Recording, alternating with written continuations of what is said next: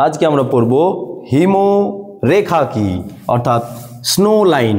হিমরেখা বা snow line, আশা করি তোমরা যদি শেষ পর্যন্ত দেখো তো হিমরেখা সম্পর্কে তোমাদের ধারণা পুরো ক্লিয়ার হয়ে যাবে। আর যদি ক্লাসটা ভালো লেগে থাকে তবে অবশ্যই বন্ধুদের শেয়ার করবে এবং তোমার মূল্যবান মন্তব্য আমার কমেন্ট বক্সে লিখবে। আর অসুবিধা হলে তো অবশ্যই জানাবে, আমি তোমার সেই অসুবিধাকে দূর করবই ইনশাল্লাহ। তো চলো শুরু করি। হিমরেখা বলেই দিয়েছে রেখা, যাকে ইংরেজি থেকে লাইন। হিমরেখাবের কি জিনিস? লাইন। দেখো এমন একটা রেখা, এমন একটা লাইন যে লাইনের উপরে যদি আমরা উঠি, এই হিমরেখাটা সাধারণত পার্বত্য অঞ্চলে লক্ষ্য করা যায়। তো এমন একটা লাইন পার্বত্য অঞ্চলে বা পর্বতের গায়ের ক্ষেত্রে আমরা লক্ষ্য করতে পারি যে এই লাইনের যদি উপরে উঠা যায় সেক্ষেত্রে আমরা বরফ দেখতে পাবো, আর এই লাইনের নিচে নামলে আর বরফ দেখা যাবে না।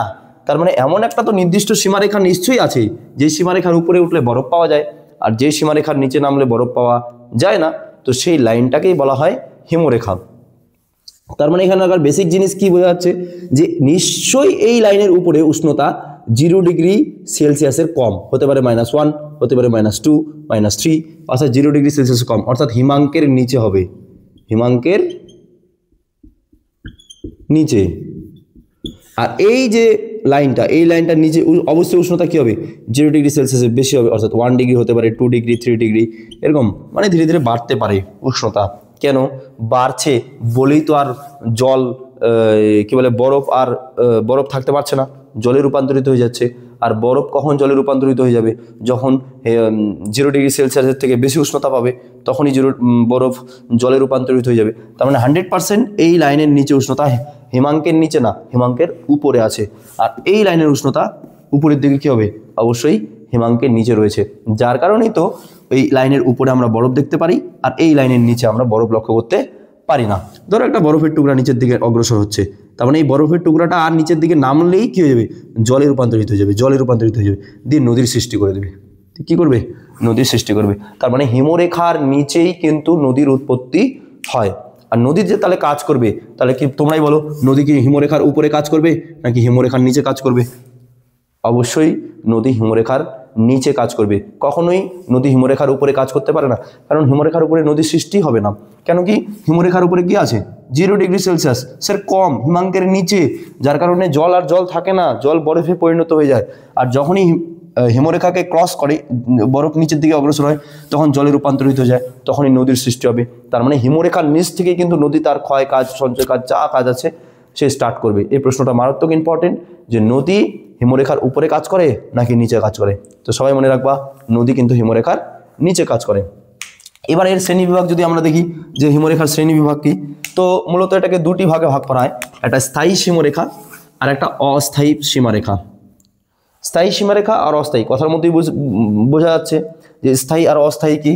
স্থায়ী মানে হচ্ছে পার্মানেন্ট থেকে যায়, অর্থাৎ এমন একটা রেখা যে রেখার উপরে আজীবন তুমি বরফ পাবা, তখন সেটাকে বলবো আমরা স্থায়ী হিমরেখা।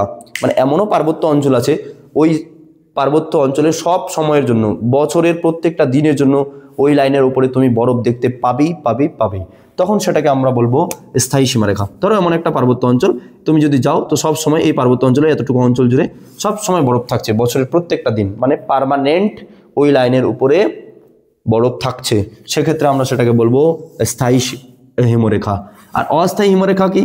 যে কখনো দেখা যাচ্ছে বরফ এত দূর নেমে চলে আসছে, আবার না, কখনো দেখা যাচ্ছে বরফ আরেকটু উপরের দিকে উঠে যাচ্ছে, আবার কখনো এখানে নেমে চলে আসছে, আবার কখনো এখানে নেমে চলে আসছে, আবার কখনো বরফ উপরের দিকে উঠে যাচ্ছে। এভাবে অনবরত কন্টিনিউয়াসলি বরফ উপরের দিকে বাড়ছে আর কমছে। তো এভাবে যদি হিমরেখা কখনো এত দূর নেমে আসে, আবার কখনো এত দূর উঠে যায়, তো এরকম যদি আপ ডাউন করে, তখন সেক্ষেত্রে আমরা এটাকে অস্থায়ী হিমরেখা বলবো। যেটা মারাত্মক ইম্পর্টেন্ট, কেন অস্থায়ী হয় এর পিছনেও নির্দিষ্ট কারণ রয়েছে, যেটা তোমাদের 3 মার্কের জন্য খুবই গুরুত্বপূর্ণ, যে হিমরেখা একটি নির্দিষ্ট লাইন বরাবর স্থায়ী হয় না কেন, তার পিছনে কারণ লেখো। মাধ্যমিকের জন্য 3 মার্কের জন্য খুবই ইম্পর্টেন্ট, যে হিমরেখা অস্থায়ী হওয়ার কারণ কি, যেটা তোমাদের পরবর্তী ওটা কোনো ক্লাসে আমি ডিটেলসে বলবো, যে কেন হিমরেখা এক্স্যাক্টলি একটা জায়গায় থাকছে না, কখনো নিচের দিকে নামছে, কখনো তার উপর দিকে উঠছে, সেটা পরবর্তী কোনো ক্লাসে হবে। তো এখন আমরা দেখবো হিমরেখার অ্যাকচুয়াল বৈশিষ্ট্যগুলো কি। ফার্স্ট, উচ্চতা। এখানেই তুমি খুঁজে পাবা, এই বৈশিষ্ট্যগুলোর মধ্যেই খুঁজে পাবা যে কেন এক্স্যাক্টলি একটি জায়গার মধ্যে বা একটি নির্দিষ্ট অঞ্চলের মধ্যে হিমরেখা সীমাবদ্ধ লাভ করেনি।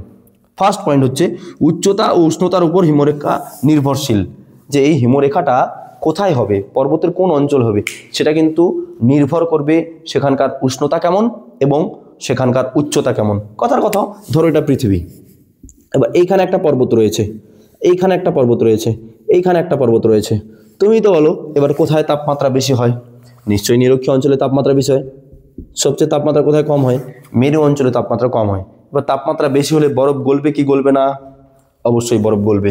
তার মানে এই অঞ্চলটাতে বরফ গলতে থাকবে গলতে থাকবে, তার মানে কিছুটা উপরের দিকে আমরা বরফ দেখতে পাবো।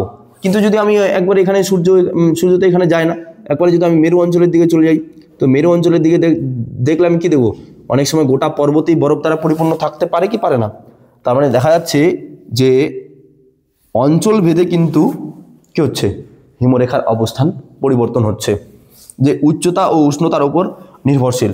উষ্ণতা যদি বেড়ে যায়, উষ্ণতা বাড়ছে, তার মানে হিমরেখা কি হবে? হিমরেখা ধীরে ধীরে ধীরে ধীরে ধীরে উপরের দিকে উঠবে।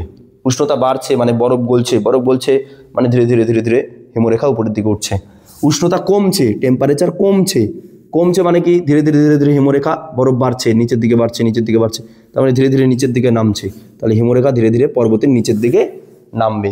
উষ্ণতা যত বাড়বে বরফ তত গলবে, বরফ যত গলবে হিমরেখা ধীরে ধীরে উপর দিকে উঠবে। আর উষ্ণতা যত কমবে তাহলে বরফও ধীরে ধীরে ধীরে ধীরে ধীরে বাড়তে থাকবে, মানে গোটা পর্বত একসময় বরফ ছেয়ে যাবে, তার মানে হিমরেখাও ধীরে ধীরে নিচের দিকে নামতে থাকবে। 2, নিরক্ষরেখা থেকে মেরুর দিকে কমতে থাকে। একটু আগে বললাম, যত তুমি নিরক্ষরেখার দিকে যাবে তো হিমরেখা একেবারে জিরোতে চলে আসতে পারে, কিন্তু এখানে দেখবা 1 মিটার 2 মিটার 3 মিটার 4 মিটার করতে করতে করতে করতে উপরের দিকে নিরক্ষীয় অঞ্চলের দিকে কিন্তু বাড়তে থাকবে। তুমি ভাবো এখানে সূর্য আলো বেশি দিচ্ছে, আলো বেশি দিচ্ছে মানে এখানে গরম, তার মানে এখানে আর বরফ থাকতে পারছে না, আর একটু উপরের দিকে উঠছে, আবার বরফ থাকতে পারছে না। আমি একটু ভালো মতো আঁকাই, ধরো এটা, তার মানে এখানে সূর্য রশ্মি, তার মানে অল্প কিছু বরফ খালি উপরের দিকে থাকবে। তাহলে হিমরেখার উচ্চতা বাড়লো কি বাড়লো না নিরক্ষীয় অঞ্চলে? কিন্তু মেরু অঞ্চলের ক্ষেত্রে তো সূর্য যায় না, তার মানে গোটাই পর্বতই হতে পারে যে বরফ দ্বারা পরিপূর্ণ হতে পারে। গোটা পর্বত না হলেও ম্যাক্সিমাম এরিয়া বরফ দ্বারা পরিপূর্ণ হতে পারে, কারণ উষ্ণতা কম মানে বরফ তৈরি হচ্ছে, বরফ গলছে না। এই জন্য নিরক্ষরেখা থেকে মেরুর দিকে হিমরেখা ধীরে ধীরে কমতে থাকে, মেরুর দিকে কমতে থাকে, হিমরেখার মান কমে যায়। কিন্তু নিরক্ষীয় অঞ্চলে হিমরেখার মান অনেক বেশি হয়। গ্রীষ্মকালে উচ্চতা বৃদ্ধি পায় আর শীতকালে হ্রাস পায় এই হিমরেখা। তাহলে গ্রীষ্মকালে কি হবে? গ্রীষ্মকাল আসলে গরম হচ্ছে, বরফ গলবে, তার মানে হিমরেখা ধীরে ধীরে ধীরে ধীরে উপরের দিকে উঠবে, বুঝতে পারছো? আর যদি শীতকাল আসে তো গরম কমবে, তার মানে হিমরেখা ধীরে ধীরে ধীরে ধীরে নিচের দিকে ডাউন হবে, অর্থাৎ ধীরে ধীরে বরফ পুরোটাকেই কভার করবে। গ্রীষ্মকাল আসলেও বরফ গলছে, তার মানে ধীরে ধীরে হিমরেখা উপরের দিকে উঠছে। তাহলে ঋতু ভেদেও কিন্তু আমরা হিমরেখার পরিবর্তন লক্ষ্য করতে পারি। গ্রীষ্মকাল আসছে তো বরফ গলছে, হিমরেখা ধীরে ধীরে উপরের দিকে উঠছে পর্বতের।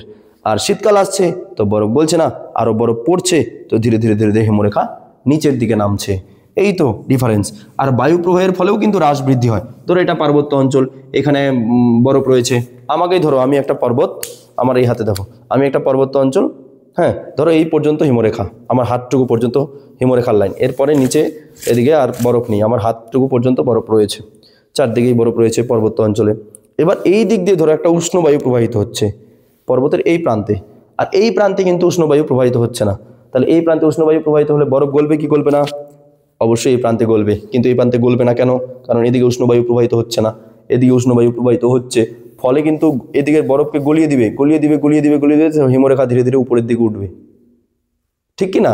তার মানে যদি এলাকায় উষ্ণ বায়ু প্রবাহিত হয় কোনো পার্বত্য অঞ্চলে, তাহলে হিমরেখা উপরের দিকে উঠবে। আর যদি শীতল বায়ু প্রবাহিত হয় তাহলে হিমরেখা কিন্তু নিচের দিকে নামতে থাকবে, মানে বরফকে জমাতে সাহায্য করবে শীতল বায়ু। উষ্ণ বায়ু বরফকে গলিয়ে দিবে, বরফ গলিয়ে দিবে মানে বরফ ধীরে ধীরে কমছে দিয়ে উপরের দিকে উঠছে হিমরেখা। তার মানে উষ্ণ বায়ু পার্বত্য অঞ্চলে হিমরেখাকে বাড়াতে সাহায্য করে, কিন্তু শীতল বায়ু পার্বত্য অঞ্চলে হিমরেখাকে কমাতে সাহায্য করে। তো এই ছিল তোমাদের হিমরেখা বা স্নো লাইন।